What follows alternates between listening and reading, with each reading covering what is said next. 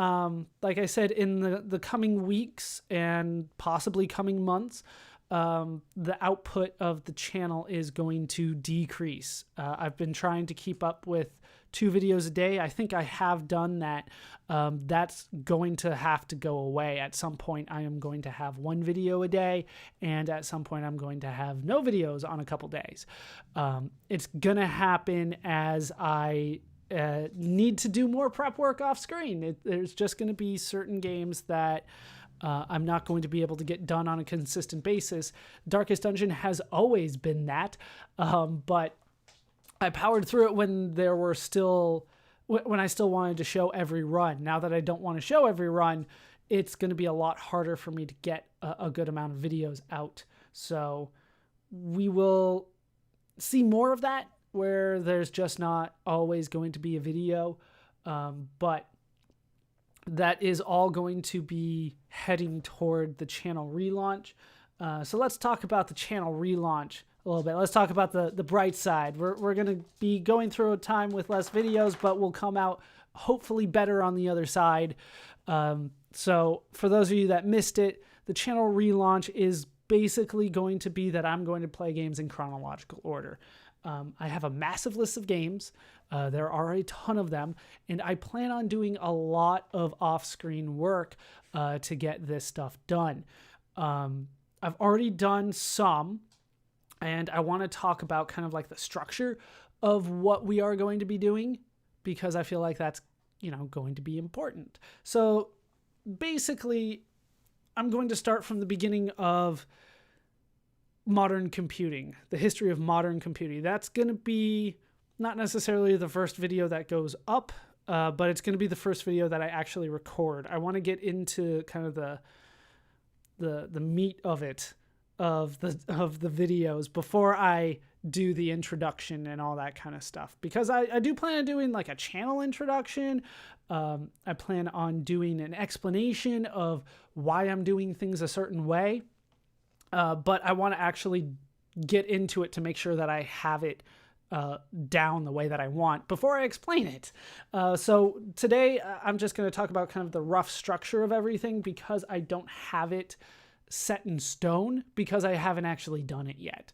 But like I said, the first video that I'm going to record is basically the history of modern computing up until 1972. I believe the first year that I'm going to be talking about is 1936, because that's when like Alan Turing came up with the idea of a Turing machine, which later became a computer. We'll talk about that. But from the concept all the way through the first video game that we're going to be playing, that's the idea of this video.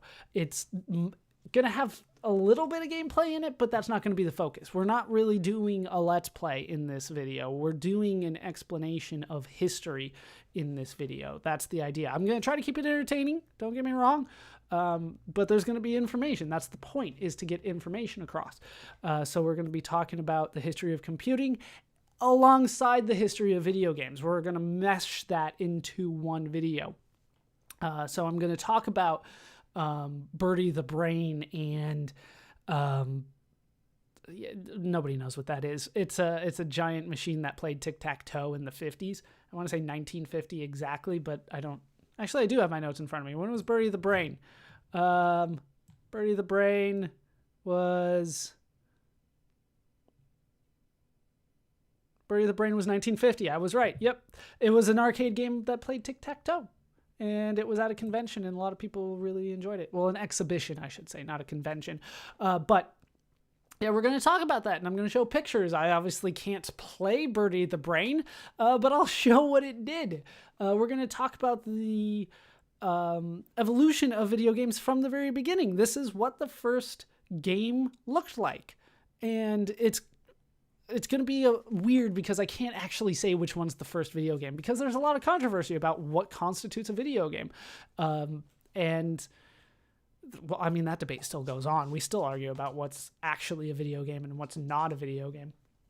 But early on, we're going to talk about the programs that were designed for entertainment. We'll probably phrase it something like that.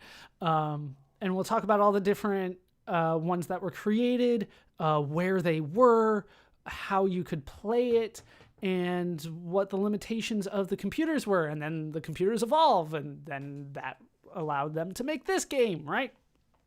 So we'll talk about all that kind of stuff. And like I said, we're going to go up until 1972, because that's a very important date, because that's when we're going to slow down talking about history. And we're going to start talking about... My dog is playing with a ball. We're going to start talking about video games themselves. But we're going to keep them in context, and that's an important point.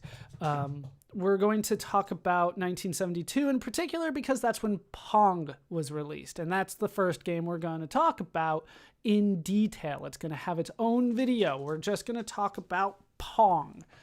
But since it was released in 1972, I also want to talk about the world in 1972. This is what the world's culture basically was. This is what was going on then.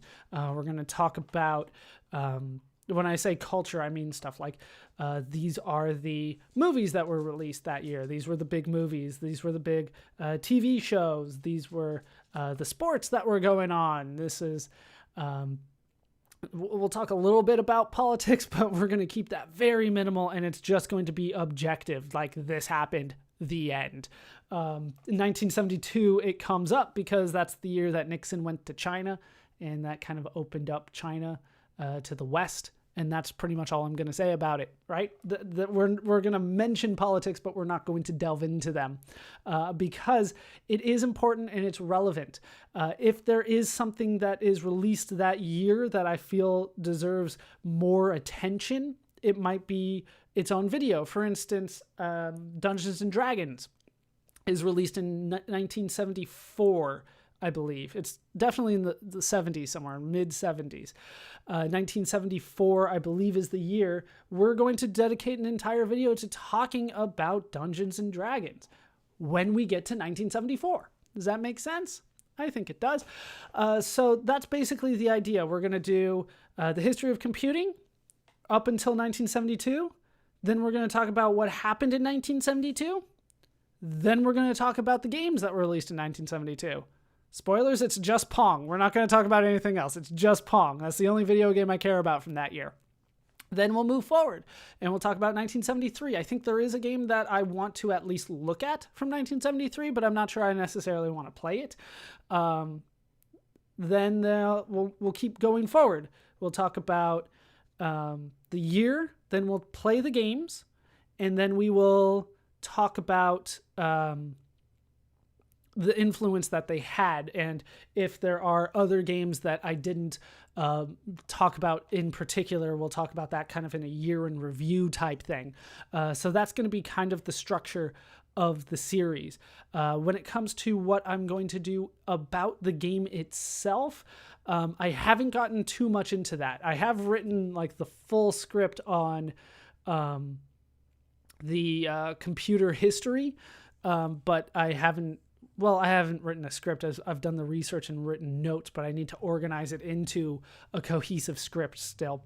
And I've got a list of things I want to talk about from 1972, but I haven't gotten anything down for Pong yet. But the idea is that I'm going to talk about the people. I'm going to talk about the companies. These are what they were doing before they made the video game. This is what led them to want to make this video game. We're going to talk about why this video game is important, why I'm talking about it, why I'm going to be playing it in full detail. And then we're going to play the game, obviously.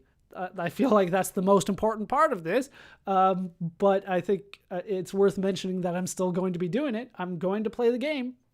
I don't know how long I'm going to be playing Pong, for instance, but, if it was, an RPG, we're going to play the RPG in full, or at least until I don't like it anymore. Then we'll talk about the impact of the game in its context. We're going to talk about how popular the game was, what the reviews were at the time. We're going to talk about sales figures. We're going to talk about... not necessarily influence, but I'll mention what happens to the people, and I'm going to try to do it once again kind of in the context without talking about the future too much. And that's going to be a fine line. And I haven't figured out quite how to do that. For instance, Pong is made by Atari.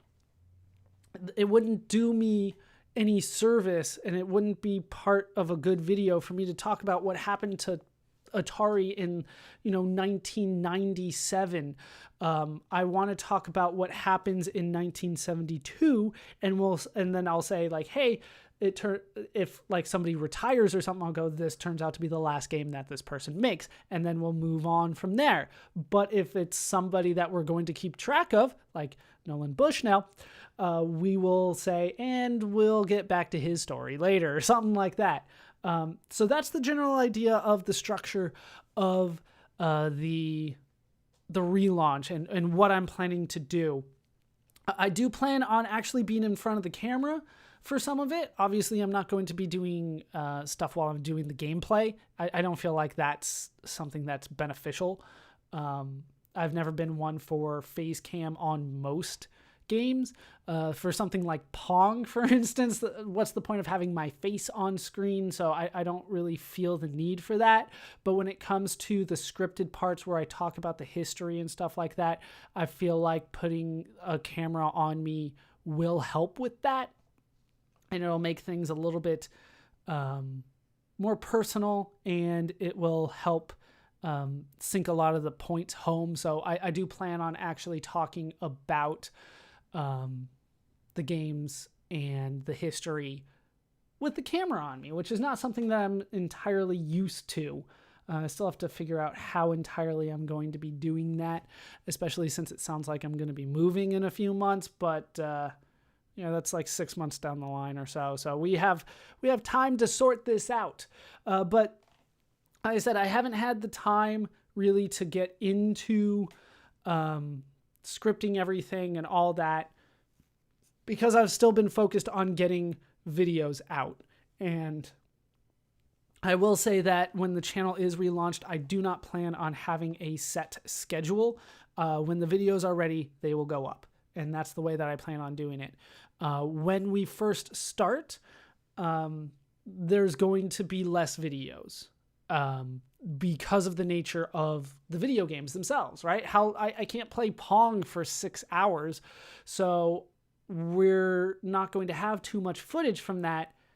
So there's going to be less video time of Pong, and it's going to take me longer to get a Pong video out than something comparable like a Final Fantasy video out, because I can play Pong for a few hours. Well, sorry, I can't play Pong for a few hours. I can play Final Fantasy for a few hours though.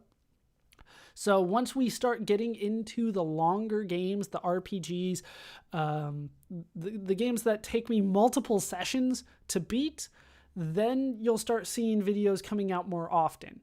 But when we start in the video games that we're playing are very short, you're not going to see as many videos.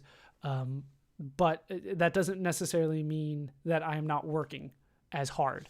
It just means that the video output is going to be less. And I felt the need to point that out now, before it happened.